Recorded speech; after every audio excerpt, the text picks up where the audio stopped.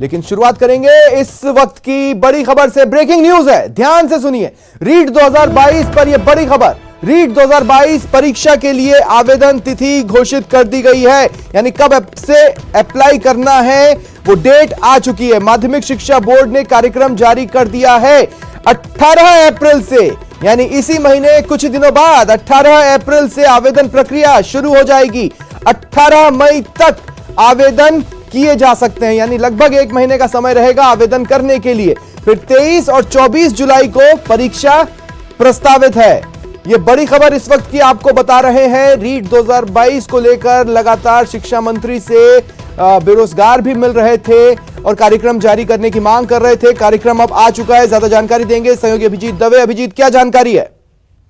देखिए, अब से कुछ देर पहले जो रीट परीक्षा की नोडल एजेंसी है माध्यमिक शिक्षा बोर्ड, उसने एक कार्यक्रम जारी कर दिया है जिसमें जो जुलाई के महीने में रीट 2022 प्रस्तावित है उसके लिए आवेदन प्रक्रिया की तिथियों का घोषणा कर दी गई है। 18 अप्रैल से यानी कि अगले सोमवार से ठीक एक सप्ताह बाद से ये आवेदन की प्रक्रिया शुरू हो जाएगी जो 18 मई तक चलेगी।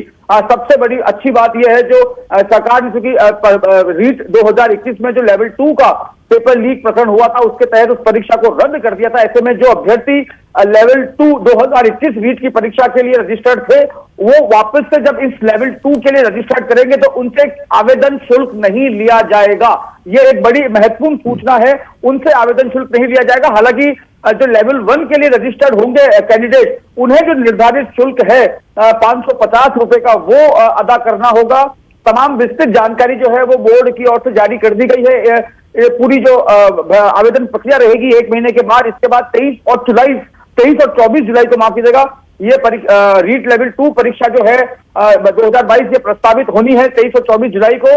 और देखिए, आप इस बार देखिए कि 2 दिनों के लिए ये परीक्षा वो 2 दिनों चलेगी, क्योंकि पिछले 2021 का अनुभव कुछ इस तरीके से रहा था कि एक ही दिन में परीक्षा कंडक्ट कराई थी और करीब 25 लाख अभ्यर्थियों ने दोनों लेवल की परीक्षा एक ही दिन में दी थी, जिस कारण से बहुत बड़े पैमाने पर जो है अनियमितताएं और नकल के मामले निकलकर सामने आए थे। तो वो सावधानी बरतते हुए बोर्ड ने इस बार और सरकार ने भी इस बार इस परीक्षा को चरणबद्ध तरीके से कराने का फैसला लिया है। 23 और 24 जुलाई को फिलहाल ये बात सही है अभिजीत। देखिए, रीट से ही फूका बोर्ड रीट के जरिए ही अपनी इमेज को सुधारने की कोशिश करेगा, तो जाहिर तौर पर कुछ विशेष प्रयास की तैयारियां भी होंगी।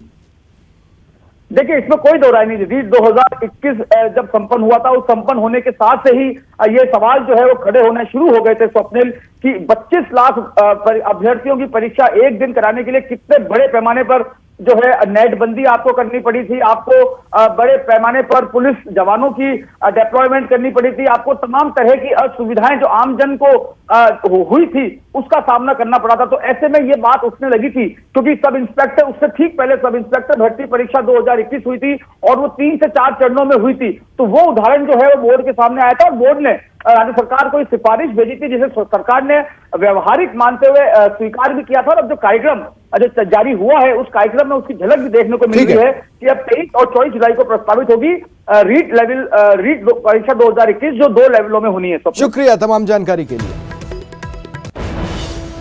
और एक और ब्रेकिंग न्यूज सुनिए, एक और बड़ी खबर है, लेकिन यह खबर आ रही है सियासी गलियारों से। भारतीय जनता पार्टी पर मुख्यमंत्री अशोक गहलोत ने बड़ा हमला बोला है। अब तक का सबसे बड़ा हमला भी कहें तो गलत नहीं होगा।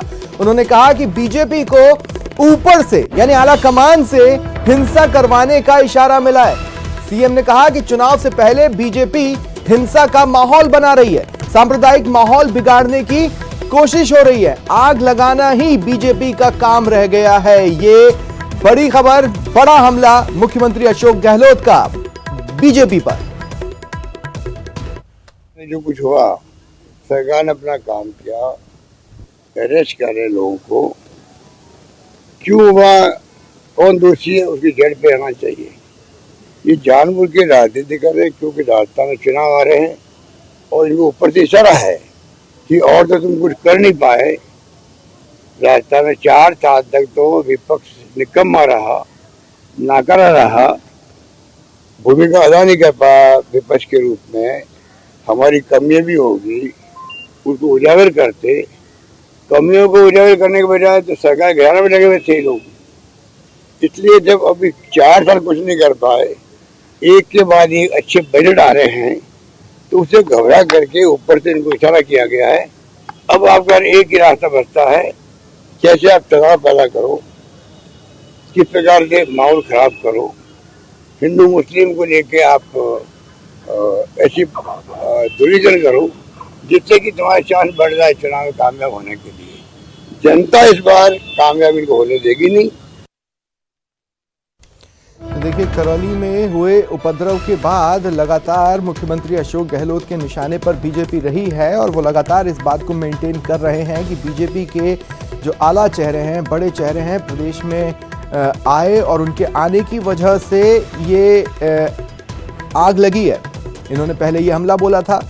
इसके बाद बीजेपी को लगातार अपने निशाने पर वो रखे हुए हैं। उनका ये कहना है कि बीजेपी ध्रुवीकरण की पॉलिटिक्स करती है, सांप्रदायिकता की पॉलिटिक्स करती है और इन्होंने साफ साफ कहा इस बार की बीजेपी को ऊपर से ही हिंसा करवाने का इशारा मिला है। देखिए, खास बात यह है कि आज मंत्री प्रताप सिंह खाचरियावास भी कुछ यही बात बोलते नजर आए, जब प्रताप सिंह खाचरियावास ने ये कहा कि इस बार चुनावों से काफी पहले ही चुनावी रणनीति को बीजेपी अपना रही और उनकी रणनीति है दंगे करवाने की। मुख्यमंत्री अशोक गहलोत भी वही हमला आगे ले जा रहे हैं। उन्होंने कहा कि बीजेपी को ऊपर से हिंसा करवाने का इशारा मिला है, चुनाव से पहले बीजेपी हिंसा का माहौल बना रही है। और इस वक्त मेरे साथ बीजेपी नेता रामलाल जी फोन लाइन पर जुड़ रहे हैं। रामलाल जी, स्वागत है आपका न्यूज़ 18 राजस्थान पर। जी धन्यवाद। रामलाल जी, आज दो बड़े हमले हुए हैं बीजेपी के ऊपर। एक तरफ एक मंत्री ये कह रहे हैं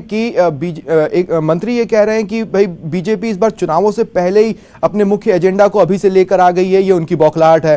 दूसरी तरफ सीएम कह रहे हैं कि आपको आला कमान से यानी ऊपर से इशारा मिला है, हिंसा का माहौल बनाओ।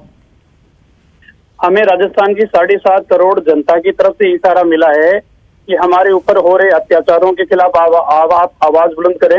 राजस्थान की 7.5 करोड़ जनता कह रही है कि हमारे साथ अन्याय अत्याचार हो रहा है गहलोत जी की सरकार के अंदर, इसलिए हमारी जनता के इशारे के ऊपर हम कार्रवाई कर रहे हैं। हम प्रतिपक्ष की भूमिका के अंदर हैं। गहलोत साहब अगर एक शासक की भूमिका के अंदर होते तो हमें पूरा विश्वास उनके ऊपर होता, लेकिन वो तुष्टिकरण की राजनीति के ऊपर विश्वास करने वाले लोग हैं, वोट बैंक की राजनीति के ऊपर विश्वास करने वाले लोग हैं।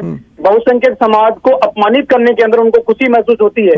इसी तरीके से इनके मंत्री इस प्रकार का आदेश दे कि रमजान का महीना चल रहा है और रमजान के महीने के अंदर मुस्लिम आबादी क्षेत्र की बिजली नहीं काटी जाए, इन्हीं के मंत्री इस बात को लेकिन उससे तो बैक कर गई थी ना, लेकिन उससे तो फिर आदेश का एक संशोधित वर्जन निकाल दिया गया था।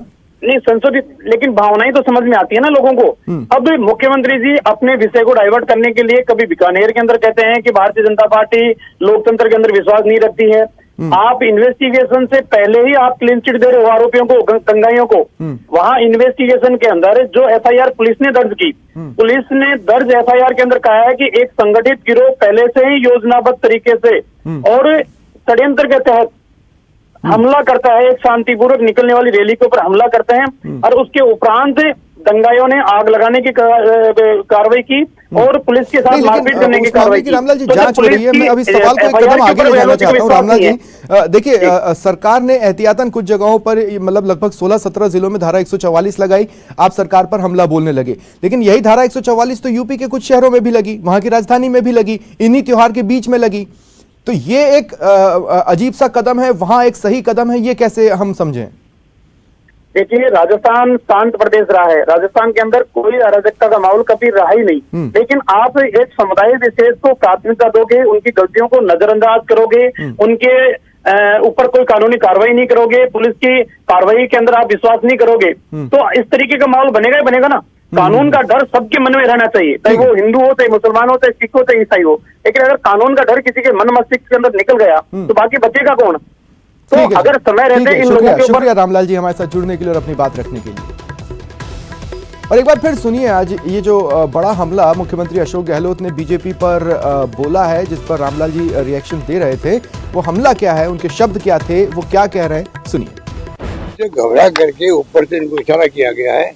अब आपका एक ही रास्ता बचता है, कैसे आप तनाव पैदा करो, किस प्रकार से माहौल खराब करो, हिंदू मुस्लिम को लेके आप ऐसी दुर्योजन करो जिससे कि तुम्हारे चांस बढ़ जाए चुनाव में कामयाब होने।